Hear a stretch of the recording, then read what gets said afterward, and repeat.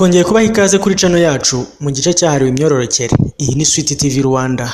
Ese wabuze ibyo wakoresha kugira ngo ugire ububobere niba uri umugore? Ntucikwe n'iki kiganiro, unabisangiza abandi, ubanze gukora subscribe, ubundi ukoresha ya kuri bagenzi bawe. Ikibazo cyo kutagira ububobere mu gitsina ku bagore bamwe gikomeje kuvugisha abantu amagambo menshi, aho usanga bamwe bibaza icyo bakora kugira ngo bahangane n'iki kibazo ndetse abandi bakibaza ikibitera. Iyo uganiriye n'abagore batandukanye by'umwihariko ku bijyanye n'imigendekere myiza y'imibonano mpuzabitsina, ikiganiro nticyarangira hatavuzwe ku bubobere bwo mu gitsina.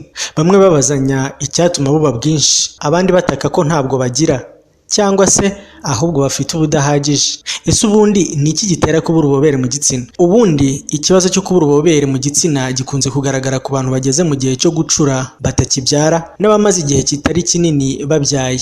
Mu bishobora gutera ikibazo harimo indwara zitandukanye nka kanseri n'indwara zandurira mu mibonano mpuzabitsina. Ibi biri mu bituma umusemburo wa oestrogene ubura, ari nawo utuma habaho ububobere mu gitsina cy'umugore.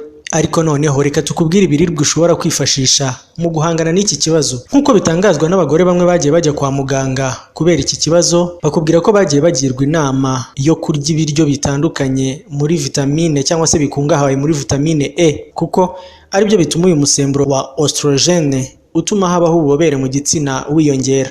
Bimwe mu biribwa abantu bafite iki kibazo bagirwamo inama yo kurya harimo amafi, soya, ubunyobwa, pome, imboga rwatsi, sesame, ingano, ibihaza, ibitoki, isombe n'imbuto. Ibi bishobora gufasha umuntu ufite iki kibazo guhangana nacyo. Ikindi ni uko kunywa amazi no gukora imyitozo ngororamubiri nabyo ari bimwe mu bituma amaraso atembera neza mu mubiri, ndetse bikaba bifite akamaro cyane ku muntu uhura n'iki kibazo. Mu gihe kandi umugore abonye afite iki kibazo, yihutira kujya kwa muganga bakamurebera ko nta bundi burwayi bubimutera. Ushobora no gusanga umugore afite aya mavangingo, ariko uburyo ategurana n'umugabo we bikaba ari byo bituma atayazana. Abashakanye bagirwa inama yo gutegurana bihagije kugira ngo binjire muri iki gikorwa bari mu mwuka umwe, bose bishimiye kandi bishimiye ibyo bagiye gukora.